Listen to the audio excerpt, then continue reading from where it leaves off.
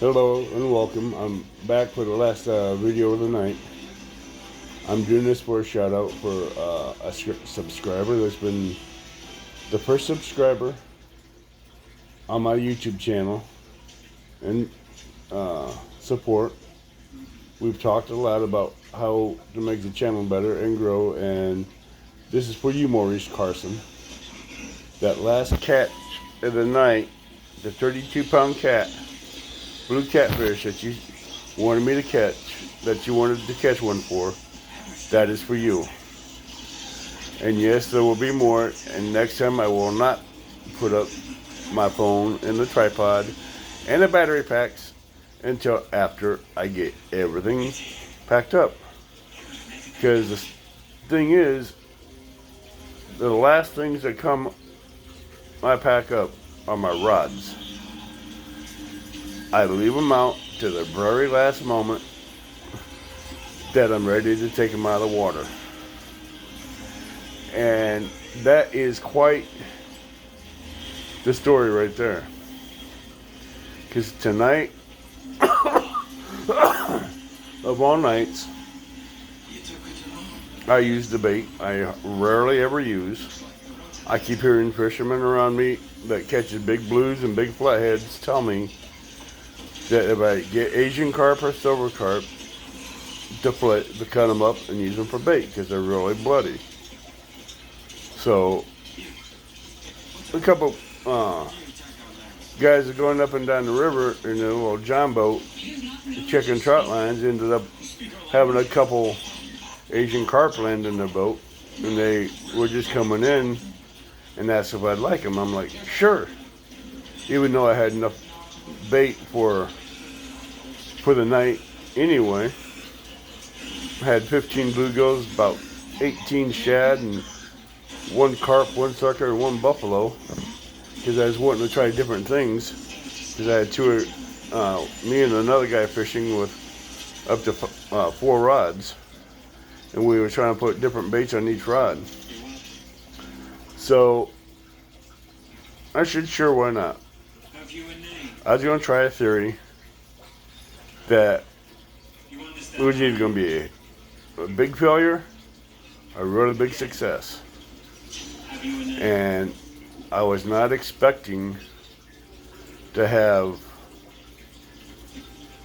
because when he left, I put out 2 more rods, which I normally don't do. And from that point on, I didn't get to pack up much more of anything.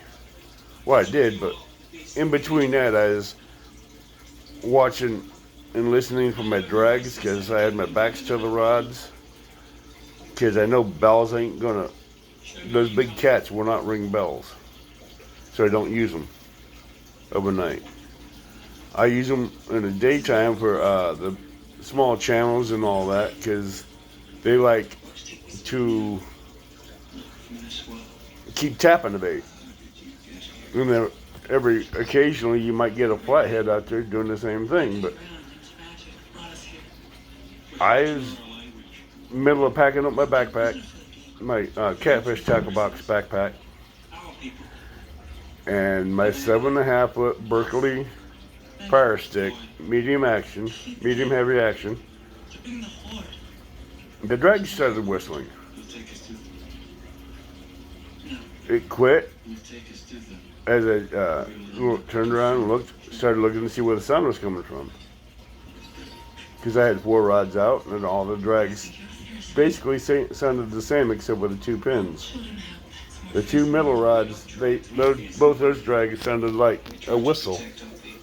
Well, with the pins, they sound like a scream.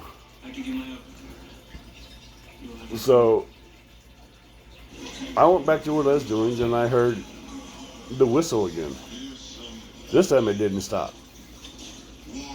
And I turned around, looked over my shoulder, and I jumped to my feet. Took 4 steps to the fire stick, Berkeley fire stick, medium heavy action rod, and proceeded to fight a fish.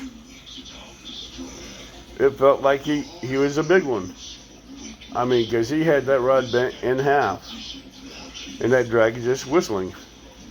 So I kept slowly adjusting that drag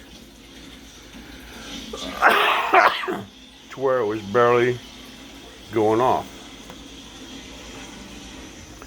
And I tell you what, that was the best bite on light tackle. 15-pound braid with a number 5 hot circle hook with cut, bloody Asian carp on it, landing a 32-pound blue.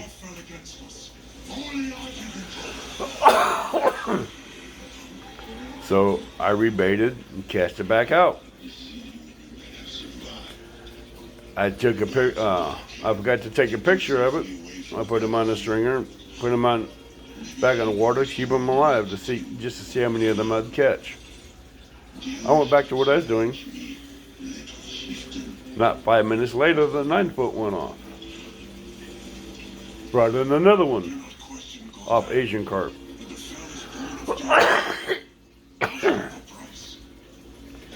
And I tell you what, it was one fight after the next.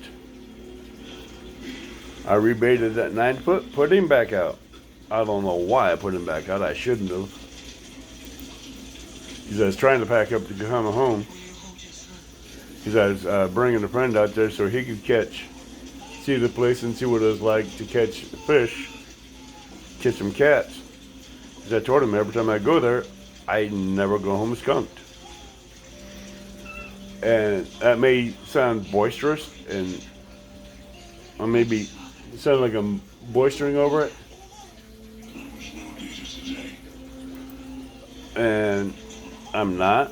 It's just knowing the cats, knowing the seams, the river seams, and knowing that river and how to fish it.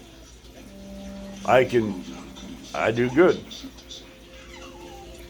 If it ain't a 6-pound channel cat or a 15-pound blue or a flat 8 to 12-pound flathead, then it's still meat in the freezer, meat on the plate. Or needless to say, to wrap the story up short, before I got done, and my biggest mistake was I had the phone, the tripod, the battery packs, all packed up in the truck, which I should not have done, and I knew I made that mistake as soon as those rods started bending. I'm like, that ain't gonna work, that ain't gonna happen, I ain't gonna catch anything, which was the worst mistake that I thought of. And that's what happened.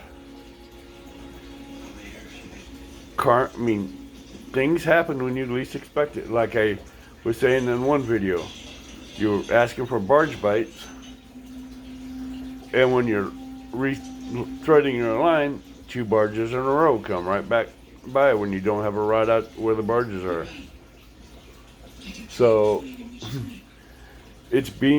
I'm learning doing these videos. Got to keep prepared and do a better job at it. Not putting up the gear until the last minute. So I figured I'd share that with you a little bit. And that this last catch, the video with a 32-pound blue in it, is for Maurice Carson. Y'all have a good night and God bless.